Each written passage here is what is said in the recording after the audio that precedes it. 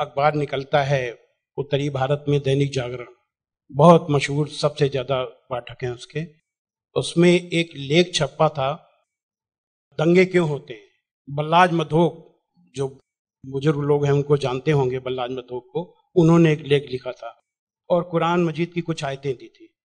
तो वो आयतें देखने के लिए कि क्या वास्तव में सही है कि नहीं, मैं इलाहाबाद में एक दुकान में गया और मौलाना फतेह मोहम्मद खान साहिब जालंधरी और मौलाना अब्दुल पारिक साहब की हिंदी का अनुवाद ले आया और उसमें हमने देखा तो वो कुरान मजीद की वो आयत वैसे ही मौजूद थी।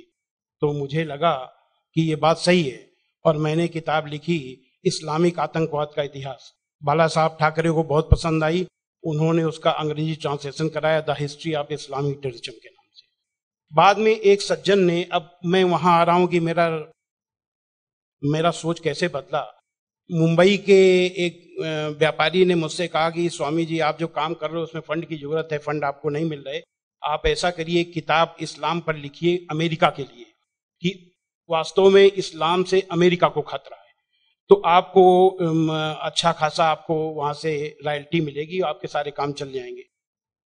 लेकिन वो बड़ी किताब होनी चाहिए। उसको लिखने के लिए मैंने हजरत मोहम्मद सल्लल्लाहु अलैहि वसल्लम की जीवनी पढ़ी। जब जीवनी पढ़ी तो जो कुरान मजीद की आयतों को मैंने आतंकवाद से जोड़ा था कि इन आयतों की वजह से आतंकवादी बनते हैं, लेकिन जीवनी पढ़ने के बाद मुझे लगा कि ये आयतें आतंकवाद को रोकने के लिए हैं, आतंकवादियों को, सुभान अल्लाह, क्योंकि उनमें जो युद्ध का आदेश था वो आतंकवाद और आतंकवादियों के विरुद्ध था। तो मुझे लगा कि मुझसे बहुत बड़ी गलती हो गई, एक धर्माचार्य से ऐसी गलती नहीं होनी चाहिए। और वो गलती क्यों हुई? वो गलती का जिम्मेदार मैं नहीं था, उस गलती का जिम्मेदार अनुवाद करने वाला था, जिसने ये नहीं बताया कि आयत का मतलब कैसे समझें। किसी भी, हम यहाँ जो गैर मुस्लिम भाई होंगे उनको मैं बताऊं कि आयत का मतलब समझने के लिए जरूरी है कि आयत क्यों और किन परिस्थितियों में आई। ये जब जानेंगे तभी सही अर्थ मालूम होगा। तो ये जानने के बाद मैंने एक दूसरी किताब लिखी, इस्लाम आतंक या आदर्श, यानी इस्लाम में आतंक नहीं, आदर्श ही आदर्श है। और इसका हम दूसरा उदाहरण और हम दे रहे हैं क्योंकि हमने एक दूसरी किताब भी लिखी है। एक बार मैं जा रहा था, अभी थोड़े दिन की बात है, तो एक सज्जन से मेरी बातचीत होने लगी। मैंने कहा इस्लाम में आतंकवाद है ही नहीं। तो उन्होंने क्या किया, अपने मोबाइल में दिखाया एक इंटरनेट से कि आज से 100 साल पहले ब्रिटिश पार्लियामेंट में एक भूतपूर्व जो प्रधानमंत्री विलियम ग्लैडस्टोन थे, उन्होंने कुरान मजीद को लहराते हुए उसके बारे में कुछ नेगेटिव चीजें कही थी। तो मुझे बिल्कुल अपनी बात याद आ गई कि जैसे मैंने गलत समझा वैसे विलियम ग्लैडस्टोन ने भी गलत समझा, और उसके जिम्मेदार वो नहीं, अनुवाद करने वाले थे, क्योंकि उन्होंने सही अनुवाद उसको सही ढंग से एक्सप्लेन क्यों नहीं किया। तो मुझे लगा कि अब इस पर भी एक किताब लिखने की जरूरत है। तो मैंने एक दूसरी किताब लिखी है, कुरान जीने की कला। वो अंग्रेजी हिंदी में है, वो छप चुकी है जामिया नगर में, जो जमात इस्लामी के मरकज से छपी है। अंग्रेजी में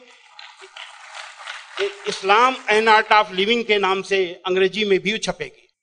अब इन सारी चीजों जो मैंने इस्लाम को देखा, कुरान को देखा, उसके हिसाब से मैं एक छोटे से निष्कर्ष पे पहुंचा कि इंसान में इंसानियत लाने के तरीके का नाम इस्लाम है। और ये जुमला नहीं है, ये जुमलेबाजी नहीं है कि मैं अपने तरफ से मैंने कोई एक मुहावरा कह दिया, एक जुमला फेंक दिया। ये बात दलील के साथ मैं बताऊंगा, और मैंने दलील के साथ देखा है। ये इंसानियत के दुश्मन है, काम, क्रोध, मद, लोभ, मोह, ये दुश्मन है। और कुरान मजीद में इन सब के लिए बहुत ही बड़ी बुराई बताया गया है और रोक लगाई गई है। पहले एक चीज हम काम को ले लेते हैं। काम यानी कि किसी भी महिला को, किसी भी औरत को अपनी बीबी को छोड़ करके, और दुनिया की जितनी महिलाएं हैं उनको अपनी मां, बहन, बेटी समझना, ये कुरान में बहुत ही सख्ती से पालन करने के लिए कहा गया है। अभी तक आप लोगों ने देखा होगा कि जो गैर मुस्लिम भाई सुने कि किसी भी मर्द को देख करके औरत को अपनी निगाहें नीची कर लेना चाहिए। लेकिन कुरान का क्या हुक्म है? कुरान के सूरा 24 आयत नंबर 30 में है, ऐ मोहम्मद मोमिनों से कह दो कि वे अपनी गैर जो भी महिलाएं हैं जो उनको देख करके अपनी निगाहें नीची रखा करें और अपनी शर्मगाहों की हिफाजत करें। यानी जब सुभान अल्लाह, मर्द जब अपनी पत्नी के सिवा किसी को देखे तो आंख न मिलाए उससे, अपनी निगाहें नीची कर ले और मर्यादा में रहे। ये पुरुष के लिए ये बनाया गया नियम, और यही नियम औरत के लिए भी, दोनों के लिए वही नियम बनाए गए। ये नहीं कि केवल औरत के लिए। कहते हैं कि इस्लाम में औरत को दबाया जाता है, लेकिन मर्द के लिए कितना सख्ती से नियम बनाया गया। तो ये काम के लिए कितनी सख्ती की गई। क्रोध, गुस्सा के लिए सबसे पहले गुस्सा का तरीका इस्लाम में इतना आसान बताया गया कि देख करके मैं सबसे ज्यादा प्रभावित हुआ। कहा जाता है अगर गुस्सा अगर किसी का रुक जाए तो वो पूरा संत बन गया, साधु बन गया। और कितना बढ़िया तरीका इस्लाम में बताया गया, कुरान में बताया गया है कि माफ कर दो, किसी के गुनाहों को माफ कर दो, और जब माफ कर दो गुस्सा खत्म। और सबसे पहले ये हुक्म दिया गया पैगंबर को। सूरा 7 आयत नंबर 199 में हुक्म आया कि ऐ मोहम्मद माफी का तरीका अपनाओ और भलाई का हुक्म देते रहो और अज्ञानियों से किनारा कर लो। सबसे पहला माफी का हुक्म अगर आया तो अपने पैगंबर के लिए आया। और ऐसे लोगों को क्या कहा गया? सूरा 3 आयत नंबर 134 में अल्लाह का हुक्म है कि जो लोग तंगी और खुशहाली की हर हालत में अच्छे से अच्छा काम करते हैं और गुस्से को रोकते हैं और लोगों के गुनाहों को माफ करते हैं, तो अल्लाह ऐसे लोगों को पसंद करता है जो ऐसे अच्छा से अच्छा काम करते हैं। हजरत मोहम्मद सल्लल्लाहु अलैहि वसल्लम पर कुरान उतरने के बाद आपके दिल में उतर गई। दिल में उतरने के बाद आपके कर्मों में उतर गई। आपके एक एक कर्म कुरान में अल्लाह के हुक्म के अनुसार हुआ करते थे। आपने पहले खुद अपने आचरण में लिया, अपने अखलाक में लिया, तब दूसरों को बताया। फतेह मक्का के दिन वो अबू सुफियान जो आपके खिलाफ मक्का की एक एक लड़ाई में आपका के खिलाफ नेतृत्व करते थे, जब वो सामने पड़े फतेह मक्का के दिन, तो हजरत मोहम्मद सल्लल्लाहु अलैहि वसल्लम ने कहा कि आज अबू सुफियान को माफी, और जो अबू सुफियान के घर में दाखिल हो जाए उसे भी माफी।